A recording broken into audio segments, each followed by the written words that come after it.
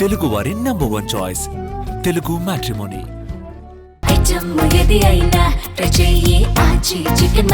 ఆచి చికెన్ మసాలా. నమస్తే.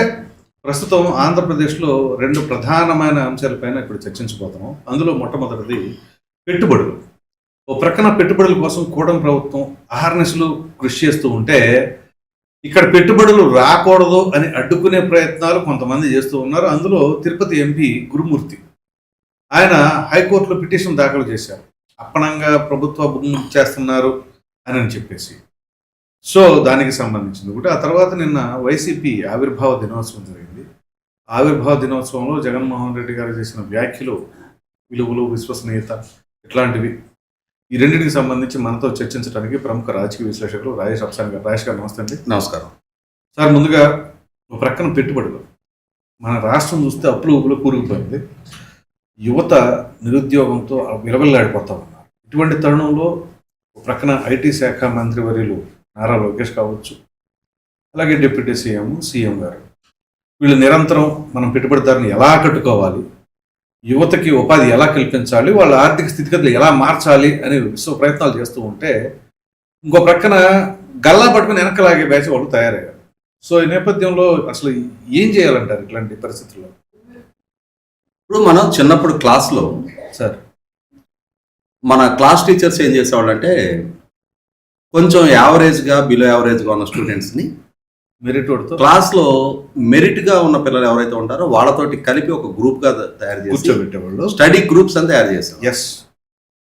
ఏం జరుగుతుందంటే, కొంచెం బాగా చదువుకున్న వాళ్ళు, కొంచెం ఐక్యూ లెవెల్స్ తక్కువగా ఉండే వాళ్ళతో ఇంటరాక్ట్ అవుతుంటే వాళ్ళ నుంచి స్ఫూర్తి పొంది, వీళ్ళకి తెలియని డౌట్స్ ఏదైనా ఉంటే వాళ్ళ నుంచి క్లారిఫై చేసుకుంటూ, వీళ్ళు కూడా వాళ్ళ స్థాయికి కాకపోయినా కొంచెం ఇంప్రూవ్ అవుతారనే ఉద్దేశంతో ఒక సత్సంకల్పంతో గురువులు ఆ పని చేస్తారు. కరెక్ట్. అయితే ఒక్కొక్కసారి ఏం జరుగుద్దంటే, ఈ మెరిట్ వాళ్ళని వీళ్ళు అనుసరించే బదులు ఈ కలిసి కూర్చోవటం మొదలు పెట్టిన తర్వాత స్పాయిల్ అవుతాడంటారా? వీళ్ళ ప్రభావం ఇతని మీద పడి, మున్నా బిగడా జాయ్ అని చెప్పని మనం జాకీ ష్రాఫ్ పాట విన్నాం కదా, ఆ టైప్లో వీళ్ళు చెడిపోతారు. రైట్. జగన్మోహన్ రెడ్డి గారి పాలనా హయాంలో 2014-19 నాటి ఒక ప్రోగ్రెసివ్ అడుగులు, ఎందుకంటే 2014లో రాష్ట్ర విభజన జరిగింది. ఆంధ్రప్రదేశ్ రాష్ట్రం చుట్టూ ఉన్న 3 రాష్ట్రాలు, ఒక పక్క అభివృద్ధి చెందున్న తెలంగాణ, రెండో పక్క అభివృద్ధి చెందున్న తమిళనాడు, ఇంకో పక్క అభివృద్ధి చెందున్న కర్ణాటక. 3 మెట్రోపాలిటన్ సిటీస్ నడుమ ఆంధ్రప్రదేశ్ రాష్ట్రం ఉంది. పూర్తి గ్రామీణ నేపథ్యం ఉన్న రాష్ట్రం. విద్యా వైద్యం ఉపాధికి పక్క రాష్ట్రాల మీద ఆధారపడుతున్న స్థితి. రాజధాని లేదు, లోటు బడ్జెట్తో రాష్ట్రం ఏర్పాటు జరిగింది. కరెంటు కోతలతో సతమతం అవుతూ ఉంది. అటువంటి స్థితిలో పార్లమెంట్ తీసుకున్న నిర్ణయం బేస్ చేసుకొని రాష్ట్ర విభజన జరిగితే, గివెన్ సిచ్యుయేషన్ అది, దాని నుంచి అడుగులు ముందుకేయాలి. కరెక్ట్. ఆ స్థితిలో 2014-19 మధ్య నాడు ముఖ్యమంత్రిగా పదవి బాధ్యతలు చేపట్టిన చంద్రబాబు నాయుడు గారు రాష్ట్ర రాజధానికి ఒక రూపం ఇచ్చారు. అలాగే రాష్ట్ర ఇరిగేషన్ రంగం మీద 68,000 కోట్ల రూపాయలు పెట్టుబడులు పెట్టారు. అలాగే రాష్ట్రంలో ఉన్న నీటి కొరత దృష్ట్యా కొన్ని ప్రాంతాల్లో నీటి లభ్యత ఎక్కువగా ఉంది, కొన్ని ప్రాంతాల్లో నీటి కొరత తీవ్రంగా ఉంది. ఈ నీటి లభ్యత ఉన్న ప్రాంతాలని, 2 ప్రాంతాలని సమన్వయం చేస్తూ, అనుసంధానిస్తూ నీటి కొరత ఉన్న ప్రాంతాలకు నీరు తరలించగలిగారు.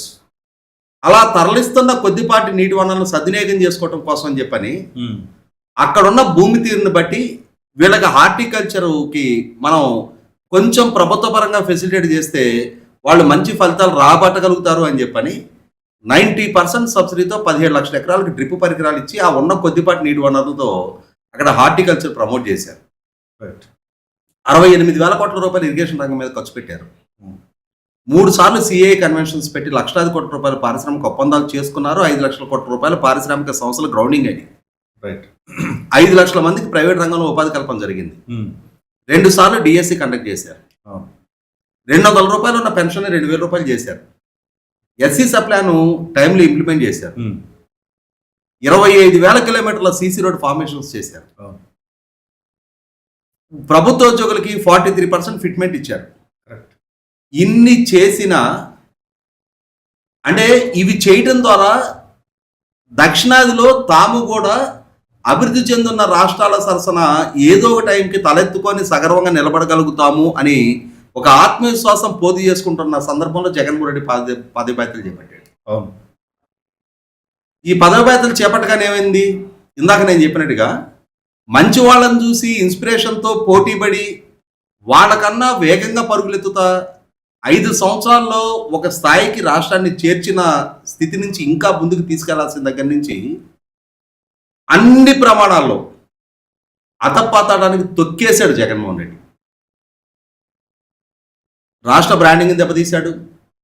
రాష్ట్ర రాజధాని ఏది అని చెప్పుకోలేని స్థితికి తీసుకెళ్లాడు.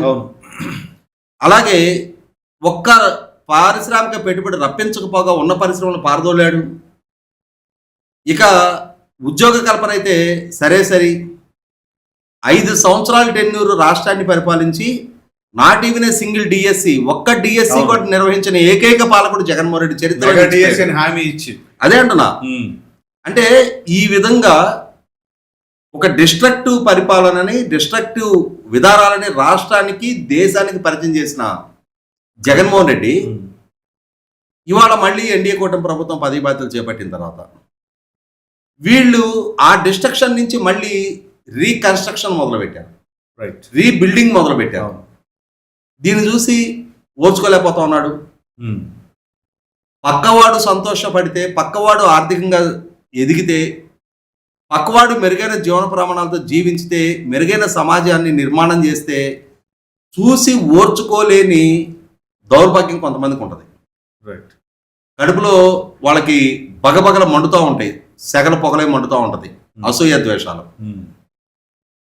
ఎన్డీఏ కూటమి ఎన్నికల ముందు చేసిన 20 లక్షల ఉద్యోగ కల్పన వాగ్దానం కనుక నెరవేర్చుకున్న పక్షంలో మరి 2029 కాదు కదా, 34-39 నాటికి కూడా మళ్ళీ తమకు అధికారం దక్కదు.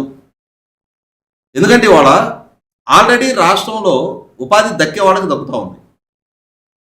వీళ్ళకి అదనంగా ఇంకొక 20 లక్షల మందికి పొటెన్షియల్ ఎంప్లాయ్మెంట్ కనుక దక్కటం జరిగింది అని అంటే దీని ఇంపాక్ట్ పరోక్షంగా ఇంకొక 40-50 లక్షల మందికి పరోక్ష ఉపాధి దక్కుద్ది. అంటే ఇవాళ ఉపాధి అవకాశాలు పొందుతున్న వాళ్ళకి అదనంగా ఇంకొక 60-70 లక్షల మందికి మెరుగైన జీవన ప్రమాణాలతో కూడిన ఉపాధి అవకాశాలు కనుక కల్పించబడ్డాయి అని అంటే దాని ఇంపాక్ట్ కావాల్సినంతటి సంపద సృష్టి జరుగుతుంది. 20 లక్షల ఉద్యోగ కల్పన జరగాలి అని అంటే మొట్టమొదట కనీస మాత్రంగా 30-35 లక్షల కోట్ల రూపాయల పారిశ్రామిక పెట్టుబడులు గ్రౌండింగ్ అవ్వాలి. రాష్ట్రంలో 30-35 లక్షల కోట్ల రూపాయల పెట్టుబడులు కనుక గ్రౌండింగ్ అయ్యాయి అని అంటే ఎంతటి ఎకనామిక్ యాక్టివిటీ చోటు చేసుకుంటుంది. 60-70 లక్షల మంది పొటెన్షియల్ ఎంప్లాయ్మెంట్ కనుక దక్కించుకోగలిగితే దాని ఇంపాక్ట్ ఒక కొత్త మార్కెట్ సృష్టి జరుగుతుంది, సంపద సృష్టి జరుగుతుంది, ప్రభుత్వానికి ట్యాక్స్ రెవెన్యూస్ పెరుగుతాయి. ఇవాళ ఈ అవకతవకపు ఆర్థిక స్థితిగతుల్లోనే సరిపడని ఆర్థిక స్థితిగతుల్లోనే సంక్షేమాన్ని వీలైనంత వరకు సమన్వయంతో కొనసాగిస్తున్న ప్రభుత్వానికి మెరుగైన ఆర్థిక వనరులు కనుక సమకూరటం మొదలైతే మరింత సంక్షేమాన్ని అందించగలుగుతారు, మరింత ఇన్ఫ్రాస్ట్రక్చర్ క్రియేట్ చేయగలుగుతారు, ప్రజలకి మెరుగైన సివిక్ కమ్యూనిటీస్ ప్రొవైడ్ చేయగలుగుతారు. అలాగే చంద్రబాబు నాయుడు గారు చెప్తున్నట్టుగా ఈ టెన్యూర్ ముగిసే నాటికి ₹19 పవర్ టారిఫ్ తగ్గిస్తాము అని చెప్తా ఉన్నాను. గడిచిన 5 సంవత్సరాల్లో 9 సార్లు కరెంటు ఛార్జీలు పెరుగుదల చూసాం మనం. అటువంటి స్థితి నుంచి సంవత్సరం గడిచే కొద్ది ఇన్ఫ్లేషన్ చూస్తాం మనం, ధరల పెరుగుదల చూస్తాం. అటువంటి స్థితిలో ప్రాక్టికల్ గా పవర్ రోల్ బ్యాక్ అనేది ఈ సంవత్సరం ఆల్రెడీ 13 పైసలు తగ్గించడం జరిగింది. ₹19 స్థాయికి ఈ తగ్గింపు పెంచాలి అని ఒక లక్ష్యంతో ప్రభుత్వం పనిచేస్తూ ఉంది. ఇవన్నీ కనుక సఫలీకృతం అయితే ప్రజలు మెరుగైన శాంతి భద్రతలతో, మెరుగైన సివిక్ కమ్యూనిటీస్తో, మెరుగైన జీవన ప్రమాణాలు అందుకోగలిగి, మెరుగైన ఆదాయ వనరులు వాళ్ళకి దక్కి వాళ్ళ బిడ్డలు మెరుగైన సమాజంలో జీవిస్తున్నారు అన్న ఒక కంఫర్ట్ జోన్లో సమాజం ఉంటే జగన్మోహన్ రెడ్డిని ఎందుకు పరిగణలోకి తీసుకుంటారు? అవును. కాబట్టి ఎలా అయినా సరే ఉమ్. ప్రభుత్వం సంకల్పిస్తున్న ఈ లక్ష్యాలను చేరుకోకుండా అడ్డుకోవాలి అని అంటే, ఈ పారిశ్రామిక పెట్టుబడులు రాకుండా చేయాలి అని అంటే రాష్ట్రంలో శాంతి భద్రతలు లేవు అనే స్థితి కల్పించాలి. ఉమ్. పెట్టుబడిదారులను బెదిరించే ప్రయత్నం చేయాలి. రైట్. పెట్టుబడిదారులకి ప్రభుత్వం కల్పిస్తున్న వెసులుబాట్లని న్యాయస్థానాల ద్వారా అడ్డుకునే ప్రయత్నం చేయాలి.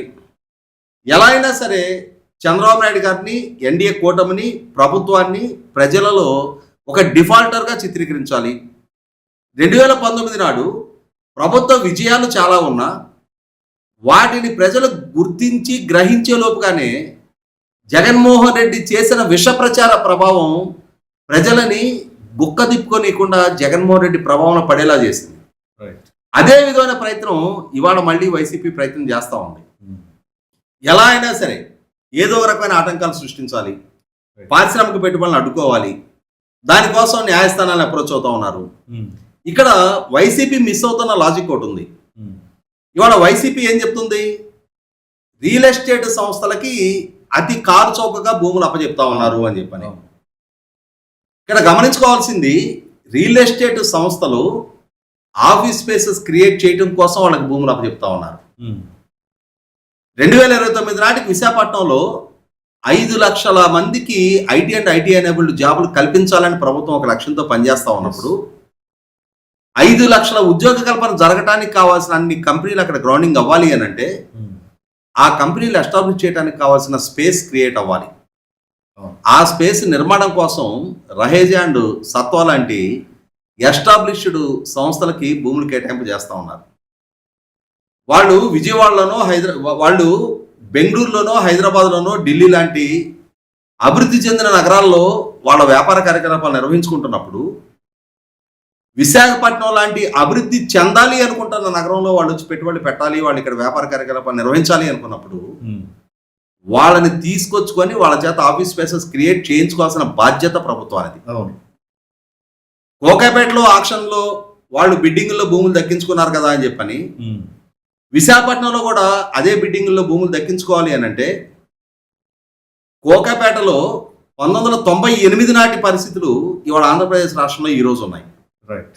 ఆ రోజు మైక్రోసాఫ్ట్కి ఇచ్చిన, అలాగే హైటెక్ సిటీలో రహేజా మైండ్ స్పేస్కి ఆ రోజు భూములు కేటాయింపు చేసిన, ఆ రోజున చంద్రబాబు నాయుడు గారు అక్కడ ఉన్న అవసరాల రీత్యా కారు చౌకగానే భూములు ఇచ్చారు. అక్కడ ఒక ఎకో సిస్టమ్ డెవలప్ అయిన తర్వాత, లక్షలాది సీటింగ్ కెపాసిటీ పెరిగిన తర్వాత, ప్రత్యక్షంగా పరోక్షంగా 40-50 లక్షల మందికి హైదరాబాద్ నగరంలో ఉపాధి కల్పన జరగడం మొదలుపెట్టిన తర్వాత ఇవాళ అక్కడికి కొత్తగా వస్తున్న సంస్థలకు ప్రభుత్వం తాను టర్మ్స్ డిక్టేట్ చేసి తాను వేలం ద్వారా భూములు కేటాయింపు చేస్తుంది. ఆ స్థితికి విశాఖపట్నం, ఆంధ్రప్రదేశ్ రాష్ట్రం చేరుకోవడానికి ఇంకా చాలా సుదూర ప్రయాణం చేయాల్సిన నెస్టీ ఉంది. ఇవాళ తన చుట్టూ ఉన్న ఒక హైదరాబాద్నో, ఒక బెంగళూరునో, ఒక చెన్నైనో కాదు అని చెప్పని ఆంధ్రప్రదేశ్ రాష్ట్రానికి ఏదైనా ఒక సంస్థ రావాలి అనుకున్నప్పుడు రప్పించుకొని తీరాల్సిన అవసరం రాష్ట్ర ప్రజలది, రాష్ట్ర ప్రభుత్వాలది. అక్కడ నుంచి మా ప్రాంతానికి రండి బాబు, ఇక్కడ మా యువతకు కూడా ఉపాధి కల్పన చెయ్యండి అని చెప్పని సంస్థలను బతిమలాడి మీకు మేము భూమి కారు చౌకగా ఇస్తాం, ప్రభుత్వ పరంగా మీకు వెసులుబాట్లు ఇస్తాం, మీకు రాయితీలు ఇస్తామని చెప్పని వాళ్ళని ఆకర్షించి రప్పించుకొని గ్రౌండింగ్ చేయించుకోవాల్సిన స్థితిలో ఆంధ్రప్రదేశ్ ఉంది. ఈ అంతరాన్ని గుర్తెరగకుండా మిగిలిన రాష్ట్రాల్లో, మిగిలిన రాజధానిలో వాళ్ళు వేలం ద్వారా భూములు కేటాయింపు చేస్తున్నారు కదా, మీరెందుకు ఇక్కడ కారు చౌకగా భూములు ఇవ్వాలి అని చెప్పని న్యాయస్థానాలు అప్రోచ్ అవుతున్న నేపథ్యంలో న్యాయస్థానాలు కూడా గ్రౌండ్ రియాలిటీని రియలైజ్ అవ్వకుండా మీరు ఈ విధమైన అసంబద్ధ పోకడలేంటి, ఇవాళ మీరు మార్కెట్ ధర ప్రకారం భూములు తీసుకోండి అని అంటే ఏ పారిశ్రామిక సంస్థ అయినా, ఏ పెట్టుబడిదారుడైనా రాష్ట్రంలోకి ఎందుకు వస్తాడు అని చెప్పని న్యాయస్థానాలే సునిశ్చితంగా మందలిస్తూ ఇవాళ వాళ్ళ పిటిషన్ డిస్మిస్ చేస్తున్న తీరు చూస్తుంటే వైసీపీ పార్టీ 2014-19 మధ్య నాటి తన విధానాలకే ఈ రోజుకి కన్ఫైన్ ఉందనేది అర్థమవుతుంది. అయినా సరే ఇవాళ వైసీపీ పార్టీనో, వైసీపీ నాయకుడు చేస్తున్న హెచ్చరికలను పారిశ్రామికవేత్తలు కానీ పెట్టుబడిదారులు కూడా పరిగణలోకి తీసుకోవడం లేదు అనడానికి ఒక ఉదాహరణ ఏంటి అంటే, గడిచిన 21 నెలలుగా ఇప్పటికీ రాష్ట్ర ప్రభుత్వంతో చేసుకున్న 21 లక్షల కోట్ల రూపాయల పారిశ్రామిక ఒప్పందాలు 25.3% of the total Indian investment ప్రపోజల్స్లో Andhra Pradesh రాష్ట్రానికి అంతటి 25.3% పారిశ్రామిక ఒప్పందాలు రాష్ట్రానికి ఖరారు అయ్యాయి అంటేనే ఎన్డీఏ కూటమి పట్ల, చంద్రబాబు నాయుడు గారి పాలన పట్ల, వాళ్ళు అమలు చేస్తున్న వాళ్ళు అడాప్ట్ చేసుకున్న పాలసీస్ పట్ల, వాళ్ళ ప్రభుత్వ విధానాల పట్ల, వాళ్ళు అనుసరిస్తున్న అప్రోచ్ పట్ల పారిశ్రామికవేత్తలు ఏ విధంగా ఆకర్షితులవుతున్నారని స్పష్టమవుతా ఉంది. అయినా సరే జగన్మోహన్ రెడ్డి కానీ, వాళ్ళ నాయకులు కానీ, వాళ్ళ అనుకూల వర్గాలు కానీ వీలైనంత వరకు అక్కడ జరుగుతున్న అభివృద్ధిని, అక్కడ జరుగుతున్న సంక్షేమాన్ని అడ్డుకునే ప్రయత్నం చేస్తూ ఉన్నారు. ఎంతగా ఇవాళ ప్రజాహితం కోరి ఒక ప్రభుత్వం రాష్ట్ర యువత భవిష్యత్తును దృష్టిలో పెట్టుకొని పారిశ్రామిక పెట్టుబడులు రప్పిస్తూ ఉన్నప్పుడు వాటిని ఆటంకపరచడానికి వైసీపీ లాంటి ఈ విధ్వంసకర రాజకీయ విధానాన్ని అవలంబిస్తున్న రాజకీయ పార్టీని ప్రజలు కూడా నిశ్చితంగానే గమనిస్తూ ఉన్నారు. 100కి 100 ఈ విధమైన వైఖరి వైసీపీ ప్రదర్శించినంత కాలం ఖచ్చితంగా జగన్మోహన్ రెడ్డి గారు ఆశించినట్టు ఇంకొక 3 సంవత్సరాలు కళ్ళు మూసుకుంటే మన ప్రభుత్వం వచ్చేస్తుందని చెప్పి ఆయన చెప్తున్నారు. కానీ శాశ్వతంగా ఆ పార్టీని, ఆ నాయకుడిని ప్రజల సీతకనేయడానికి సిద్ధపడిపోయినట్టుగానే అర్థమవుతా ఉంది. ఇక దాని తర్వాత మరో కీలకమైన అంశం ఉన్న వాటిలో ప్రతిపక్ష పార్టీ వైసీపీ.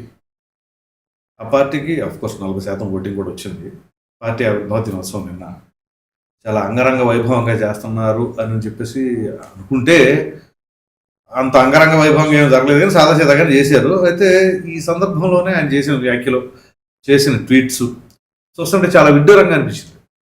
విలువలు, విశ్వసనీయత కావచ్చు, అలాగే రాజశేఖర్ రెడ్డి గారి ఆశయాలు సాధించడానికి మనం పెట్టే పార్టీ అని చెప్పేసి ఆయన చేసిన ట్వీటు, దీనిపైన మీ విశ్లేషణ? మొట్టమొదట విలువలు, విశ్వసనీయత గురించి ప్రస్తావించే నైతికత అసలు జగన్మోహన్ రెడ్డి గారికి ఉందా అని చెప్పని వాళ్ళ శ్రేణులు ప్రశ్నించుకుంటున్నాయి. కారణం ఏంటి అంటే ఇవాళ జగన్మోహన్ రెడ్డి గారి రాజకీయ పర్యటన సందర్భంగా 2029 ఎన్నికల్లో విజయం సాధించిన తర్వాత 2029 ఎన్నికల్లో విజయం సాధించిన తర్వాత గంగమ్మ జాతరలో పొట్టేళ్ల తలను నరికినట్టుగా తెలుగుదేశం నాయకులు తలను నరుకుతాము అని చెప్పనే ప్లే కార్డులు ప్రదర్శిస్తున్న వైసీపీ ఉన్మాద మోకలు కొందరుంటే ఉండుండొచ్చు. కానీ వాళ్ళ సాధారణ ప్రజానీకం వైసీపీ పార్టీని, వైసీపీ నాయకుడిని ఓన్ చేసుకొని అతనికి మీరు ఇందాక ప్రస్తావించిన 40% ఓట్ బ్యాంకుగా ఉన్న సాధారణ ప్రజానీకం మెజార్టీ కూడా వాళ్ళు ఈ విధమైన ఉన్మాదపు జీవితం గడపాలి, ఈ ఉన్మాదపు ప్రవర్తనలో వాళ్ళ బిడ్డలు కూడా తలమునకలు అవ్వాలని చెప్పని ఏ తల్లిదండ్రులు కోరుకోరు. వీలైనంత వరకు మెరుగైన జీవన ప్రమాణాలతో సమాజంలో తమ ఇరుగు పొరుగు వారిలాగానే తాము కూడా ప్రశాంత వాతావరణంలో జీవించాలని చెప్పని ఏ తల్లిదండ్రులు కోరుకుంటారు. తమ బిడ్డలకి, తమకి, తమ ప్రాంతానికి, తమ రాష్ట్రానికి మెరుగైన భవిష్యత్తు ఇవ్వగలిగే నాయకుడు నాయకత్వంలో పనిచేయాలని చెప్పని ఏ కార్యకర్త అయినా కోరుకుంటారు. అటువంటి తమ శ్రేణులకి ఈ విధమైన ఉన్మాదపు వైఖరిని సమర్థిస్తున్న జగన్మోహన్ రెడ్డి గారు, ఈ ఉన్మాదపు వైఖరిని పెంచి పోషిస్తున్న జగన్మోహన్ రెడ్డి గారు తానే స్వయంగా రాష్ట్ర పోలీసులను ఉద్దేశించి బట్టలోడు తీసుకొడతాను అని చెప్పని, రాష్ట్రంలోకి వచ్చే పారిశ్రామిక పెట్టుబడిదారులని జైళ్లలోకి పంపిస్తాను అని చెప్పని, రాష్ట్రంలో నిర్మాణం జరుగుతున్న రాజధాని ఇది నదీ గర్భంలో ఉంది, ఈ నదీ గర్భంలో జరుగుతున్న రాజధాని నిర్మాణాన్ని సుప్రీంకోర్టు ఇంటర్వ్యూన్ అయ్యి అడ్డుకోవాలి అని చెప్పని ఆయన ఇస్తున్న పిలుపుల్ని రాష్ట్ర ప్రజలు కూడా నిశ్చితంగా గమనిస్తూ ఉన్నారు. కాబట్టి ఇక్కడ వైసీపీ పార్టీ, వైసీపీ నాయకుడు జగన్మోహన్ రెడ్డి గారు 2019కి ముందు ఆయన విలువలు, విశ్వసనీయత, మాట తప్పని మడం చెప్పని అని చెప్పని ఈ విధమైన ఆర్భాటపు ప్రచారాలు వాళ్ళ సోషల్ మీడియా, వాళ్ళ సొంత మీడియా ద్వారా ఆయనకు ఒక ఎలివేషన్ ఇచ్చుకోవడానికి, అదే సందర్భంలో ఆయన రాజకీయ ప్రత్యర్థులైన చంద్రబాబు నాయుడు గారిని, పవన్ కళ్యాణ్ గారిని వ్యక్తిత్వానికి పాల్పడటానికి ఎంతగా వాళ్ళ ప్రయత్నం చేసింది, వాటి ప్రభావం ప్రజల మీద ఎంతగా పడింది. అంతిమంగా 2019 ఎన్నికల్లో జగన్మోహన్ రెడ్డి గారికి ఆకర్షితులైన ప్రజలు ఆయనకి ఏ విజయం కట్టపెట్టింది మనకందరికీ తెలిసిన చారిత్రక సత్యం. కానీ ఎల్లకాలం అదే విధమైన భ్రమలలో మునిగి తేలడానికి ప్రజలు సిద్ధంగా లేరు. కారణం ఏంటి అంటే 2019-24 వరకు ఈ రాష్ట్రాన్ని పరిపాలించిన పాలకుడుగా, ఈ రాష్ట్రానికి అధికారం అందించిన పార్టీగా వైసీపీని, పాలకుడుగా జగన్మోహన్ రెడ్డి గారిని ప్రజలు నిశ్చితంగా పరిశీలించారు. ఆయన పాలన అనుభవంలో ప్రజలు మునిగి తేలారు. ఆయన పాలన తమ భవిష్యత్తు, తమ బిడ్డల భవిష్యత్తు ఏం చేసిందనేది ప్రజలకు ఒక స్పష్టత ఉంది. ఆయన పాలనా హయాంలో ఆయన తీసుకొచ్చిన ల్యాండ్ టైటిలింగ్ యాక్ట్ వల్ల ప్రజల వ్యక్తిగత ఆస్తులే ప్రమాదకర పరిస్థితులకు దారితీశాయి. ప్రజలకు సంబంధించిన ఆస్తుల హద్దురాళ్ళ మీద ఆయన ఫోటోలు వేసుకున్నాడు. ప్రజలకు సంబంధించిన పాస్బుక్ల మీద ఆయన ఫోటోలు వేసుకున్నాడు. ప్రభుత్వ సర్వే రికార్డుల మీద ఆయన ఫోటోలు వేసుకున్నాడు. ప్రభుత్వ హాస్పిటల్లో ల్యాబ్ టెస్ట్ రిపోర్టుల మీద కూడా ఆయన ఫోటోలు వేసుకున్నాడు. ఎక్సెప్ట్ డెత్ సర్టిఫికెట్ అన్ని ప్రభుత్వ కరస్పాండెన్స్ల మీద ఆయన ఫోటోలు వేసుకోవడం. వీటన్నిటిని నిశ్చితంగా గమనించిన ప్రజలు మొన్నటి ఎన్నికలు ఏ తీర్పు ఇవ్వాలో తీర్పిచ్చారు. ఈ రోజుకి ఆయన విశ్వసనీయత విలువల గురించి మాట్లాడతాం. అదే సందర్భంలో వాళ్ళ శ్రేణులు, వాళ్ళ సొంత మీడియా, సోషల్ మీడియా మాట తప్పని మడం చెప్పని నాయకుడు అని చెప్తా ఉంటాం. ఇక్కడ కొన్ని అంశాలు మనం గుర్తు చేసుకుందాం. ఎవరు మాట తప్పని మడం చెప్పని నాయకుడు? జగన్మోహన్ రెడ్డి. నిజంగానే జగన్మోహన్ రెడ్డి మాట తప్పని మడం చెప్పని నాయకుడు అయితే ఎన్నికలకు ముందు ఆయన చేసిన ఒక ప్రధాన వాగ్దానం యువతను ఉద్దేశించి, నాకు మెజార్టీ ఎంపీ సీట్లు ఇవ్వండి, నేను ప్రత్యేక హోదా సాధిస్తా. ప్రత్యేక హోదా సాధించిన క్రమంలో ప్రపంచవ్యాప్తంగా ఉన్న పెట్టుబడిదారులు మొత్తం మన దగ్గరకు ఆకర్షితులై వస్తారు. మనం సిఏఏ కన్వెన్షన్స్, దావోస్ ప్యాటర్న్ కూడా చేయాల్సిన నెస్టీ ఉండదు. అలా పారిశ్రామిక పెట్టుబడులు రప్పించడం ద్వారా 13 జిల్లాలని 13 హైదరాబాద్లుగా నేను అభివృద్ధి చేస్తా, వలసలు లేని ఉపాధి కల్పిస్తా, లక్షలాది ప్రభుత్వ ఉద్యోగాలు భర్తీ చేస్తా, మెగా డిఎస్సి కండక్ట్ చేస్తానని చెప్పని వాగ్దానం చేశారు. కానీ మరి ఒక్కసారి అధికార బాధ్యతలు చేపట్టిన తర్వాత, ఆయన అడిగిన ఎంపీ సీట్లు ప్రజలు ఆయనకి ఇచ్చిన తర్వాత, అదే కేంద్ర ప్రభుత్వం దగ్గర సాగిలపడి 5 సంవత్సరాల టెన్యూర్లో ఒక్కసారి కూడా ప్రత్యేక హోదా గురించి కనీస మాత్రపు ప్రస్తావన కూడా చెయ్యని పాలకుడు జగన్మోహన్ రెడ్డి. జనాభాలో సగభాగమైన మహిళలకి మద్యం ఇవాళ కుటుంబాలని ఆర్థికంగానే ఆరోగ్యపరంగాను చిన్నభిన్నం చేస్తుంది.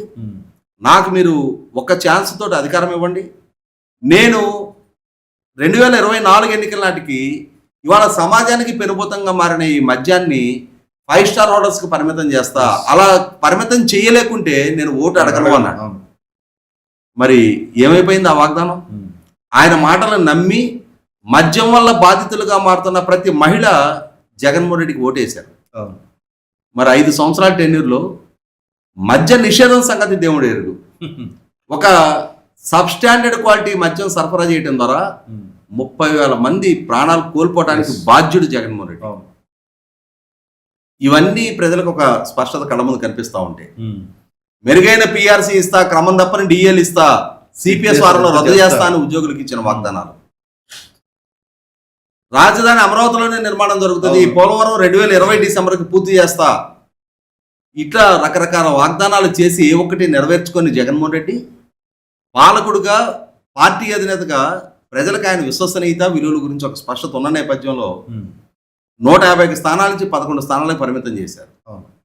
ఏ ప్రజలు ఆయన కూడా ఊహించినంతటి మెజార్టీతో ఆయనకు విజయం కట్టబెట్టారో అదే ప్రజల విశ్వాసాన్ని కోల్పోయి, అదే ప్రజల చేత ఎన్నికలలో ఓటమిగా కూడా కాదు, దాన్ని ఒక శిక్షగా పరిగణించాలి. ఎందుకంటే 150 స్థానాల నుంచి 11 స్థానాలకు పరిమితం కావడం అంటే ప్రతిపక్ష హోదా కూడా దక్కని స్థితికి ప్రజలు ఆయన్ని పరిమితం చేయడం అనంటే అదే ప్రజల ఆగ్రహానికి శిక్షకు గురైనట్టుగా దాన్ని భావించాలి మనం. అటువంటి శిక్షకు గురైన జగన్మోహన్ రెడ్డి నిన్న పార్టీ ఆవిర్భావ దినోత్సవం సందర్భంగా మన పార్టీ విలువలు విశ్వసనీయతకి ప్రతీక అని చెప్పని ఆయన భజన ఆయన చేసుకుంటా, ఆయన పార్టీ గురించి ఆయనే పొగుడుకుంటా, ఆయన జపలు ఆయనే జరుచుకుంటున్న తీరు చూస్తేనే ఇవాళ మీడియాలో ఆ వార్త చూసిన దగ్గర నుంచి, ఎందుకంటే ఇక్కడ పార్టీ శ్రేణులు రాష్ట్రంలో ఉంటున్నారు, ఆయనకి ఓటేసిన 40% ప్రజలు రాష్ట్రంలో ఉన్నారు.